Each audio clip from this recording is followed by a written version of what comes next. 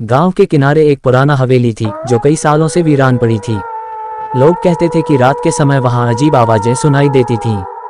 किसी ने बताया कि हवेली में एक महिला का भूत है जो अपनी बेटी को खोजती है। एक रात 3 दोस्त राज, सुमित और नेहा ने तय किया कि वे हवेली में रात बिताएंगे। जैसे ही वे हवेली के पास पहुंचे, हवा में अजीब सी खामोशी थी। हवेली के दरवाजे को धक्का देते ही वह चरमराते हुए खुल गया। अंदर की दीवारें मटमैले रंग की थीं और फर्श पर धूल की मोटी परत थी। दोस्तों ने एक कोने में बैठकर बातें शुरू की।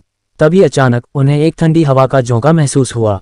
नेहा ने कहा, क्या तुम्हें लगता है कि यहाँ सच में कुछ है? राज और सुमित हंस पड़े, लेकिन अचानक उन्होंने एक रोने की आवाज सुनी। तीनों ने एक दूसरे की ओर देखा। डर उनके चेहरे पर साफ दिख रहा था। आवाजें और तेज होने लगीं। हमें यहाँ से निकलना चाहिए, सुमित ने कहा। लेकिन जैसे ही वे उठे, दरवाजे अपने आप बंद हो गए। अब वे फंसे हुए थे। कमरे में अंधेरा बढ़ता गया और तभी एक सफेद साड़ी में लिपटी महिला उनके सामने प्रकट हुई। राज ने हिम्मत जुटाकर पूछा, तुम कौन हो? महिला की आवाज गहरी और डरावनी थी, मैं अपनी बेटी को खोज रही हूँ। वे तीनों घबरा गए और एक साथ चिल्लाए। महिला ने अचानक चिल्लाना शुरू किया, मेरा बच्चा! कमरे में हर चीज हिलने लगी। दोस्तों ने भागने की कोशिश की, लेकिन एक अदृश्य ताकत ने उन्हें रोक लिया। उसने कहा, अगर तुम मेरी मदद करोगे तो मैं तुम्हें छोड़ दूंगी। नेहा ने हिम्मत की और कहा, हम तुम्हारी मदद करेंगे।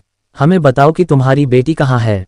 महिला ने एक दिशा की ओर इशारा किया और उसके बाद अचानक गायब हो गई। दोस्तों ने उस दिशा में जाकर एक पुराना कमरा पाया जिसमें एक पुरानी किताब थी।